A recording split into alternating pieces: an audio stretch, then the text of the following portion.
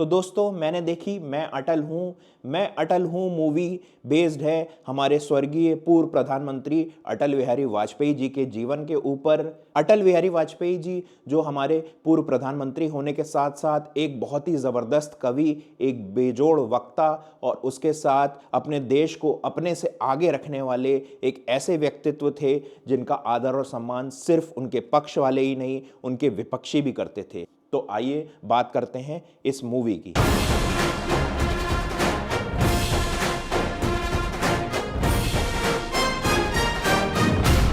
तो मैं अटल हूँ मूवी में हमें उनके बचपन से लेकर के उनके स्कूल के डेज से लेकर के जब वो प्रधानमंत्री बनते हैं हमारे देश के, पूरी जर्नी दिखाई जाती है। और इस जर्नी में उनके क्या क्या संघर्ष होते हैं, उनकी पर्सनल लाइफ कैसी थी और प्रधानमंत्री बनने के बाद उनकी लाइफ में क्या क्या चैलेंजेस आए, फिर उन्होंने किस तरह के डिसीजंस लिए, पूरी मूवी के अंदर हमें यही दिखाया जाता है। मूवी का स्क्रीन प्ले की अगर मैं बात करूं तो मूवी के फर्स्ट हाफ में हमें उनकी अर्ली लाइफ दिखाई जाती है कि वो स्कूल में कैसे थे, फिर उसके बाद उन्होंने कॉलेज में कैसे अपनी पढ़ाई पूरी करी, फिर उन्होंने कैसे आरएसएस को ज्वाइन किया, फिर उसके बाद वो राष्ट्र धर्म पत्रिका के कैसे संपादक बने, हमें ये सब देखने को मिलता है। फिर संपादक बनने के बाद श्यामा प्रसाद मुखर्जी जी से मिलकर उनका कैसे इंट्रोडक्शन हुआ पॉलिटिक्स से, हमें ये दिखाया गया है। उनके कई सेटबैक्स दिखाए गए हैं मूवी के अंदर, जैसे श्यामा प्रसाद मुखर्जी जी की मृत्यु हो जाती है जब वो कश्मीर चले जाते हैं, फिर उनको जेल में बंद कर दिया जाता है। उसके अलावा दीनदयाल उपाध्याय जो उनके बहुत ही घनिष्ठ मित्रों में से एक होते हैं, उनकी संदिग्ध मृत्यु होती है। फिर सेकेंड हाफ में हमें देखने को मिलता है कि उनके पॉलिटिकल करियर की कैसे शुरुआत होती है।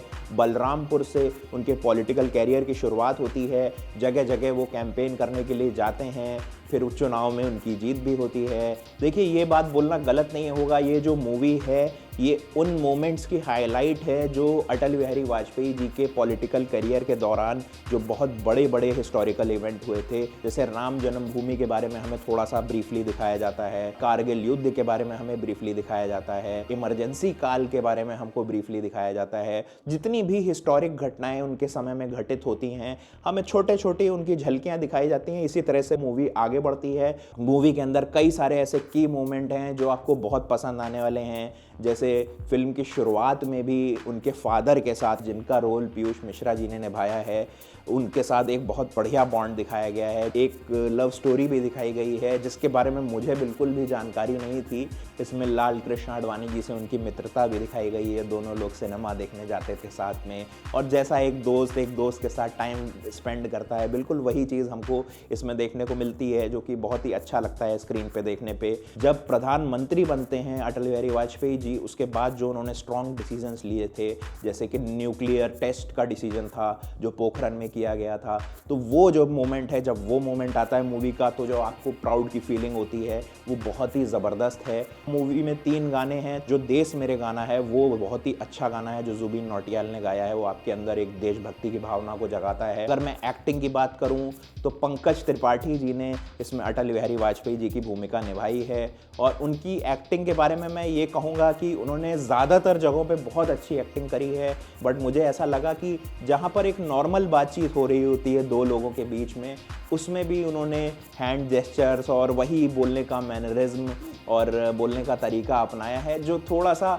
ओवरडू लगता है कुछ जगहों पे, लेकिन कई जगहों पे बिल्कुल मुझे ऐसा लगा है कि मेरे सामने पंकज त्रिपाठी नहीं, अटल बिहारी वाजपेयी जी ही हैं जो कि अपना भाषण दे रहे हैं। उन्होंने पूरी तरह से, पूरी निष्ठा के साथ इस रोल को निभाया है, और उसके अलावा बाकी जितने भी किरदार हैं सब ने अपना रोल बहुत अच्छे से निभाया है। खासकर सुषमा स्वराज जी, अरुण जेटली जी और प्रमोद महाजन जी का रोल जिन्होंने निभाया है वो तो बिल्कुल ऐसे लगे हैं कि वो खुद ही सामने स्क्रीन पे उतर आए हैं। लाल कृष्ण आडवाणी जी का भी रोल जिन्होंने निभाया है, उन्होंने भी काफ़ी अच्छी एक्टिंग की है। अब्दुल कलाम जी का भी हमें यहाँ पे रोल देखने को मिलता है, हालांकि उनके बहुत ज़्यादा डायलॉग्स नहीं है मूवी के अंदर। तो इस तरह से मूवी का जो स्क्रीन प्ले है उसमें आपको बहुत अच्छे डायलॉग्स के साथ अटल बिहारी वाजपेयी जी की जो कविताएं हैं वो बीच बीच में सुनने को मिलती हैं। मूवी के डायलॉग्स बहुत अच्छे हैं। बस अगर मैं मूवी में जो मुझे चीज़ें थोड़ी सी कम सही लगी, जो अटल बिहारी वाजपेयी जी की लाइफ में जितना स्ट्रगल है उसको तो बहुत अच्छे से दिखाती है, लेकिन जो बहुत बड़ी बड़ी घटनाएं हुई थी उनके कार्यकाल के दौरान उनको बिल्कुल मूवी छू छू के निकलती है। ऐसा लगता है कि मूवी थोड़ा रश कर रही है, और सेकेंड हाफ में मूवी थोड़ा स्लो डाउन भी हो जाती है इसकी वजह से। तो ये मुझे थोड़ी सी मूवी के अंदर कमी लगती है, बट स्टिल मूवी बहुत अच्छी है। मूवी की सिनेमेटोग्राफी बहुत अच्छी है। आपको मूवी देख के बिल्कुल लगेगा कि आप उस टाइम पे पहुंच गए हैं। तो इस तरह से मूवी जो है काफ़ी शानदार है। आप पूरे परिवार के साथ ये मूवी देखने जा सकते हैं। ये मूवी अटल बिहारी वाजपेयी जी के जीवन को तो दिखाती ही है, साथ में आरएसएस और जो बीजेपी है वो कैसे फॉर्म हुई, ये सब भी हमें इसमें देखने को मिलता है। तो आपको इंडियन पॉलिटिकल हिस्ट्री के बारे में काफ़ी जानकारी मिलेगी। अगर आप अटल बिहारी वाजपेयी जी के बारे में पहले से जानते हैं तो आपको बहुत डेप्थ में चीज़ें तो नहीं देखने को मिलेगी इस मूवी में, बट ज़्यादातर चीज़ों की झलकियाँ आपको देखने को मिल जाएंगी।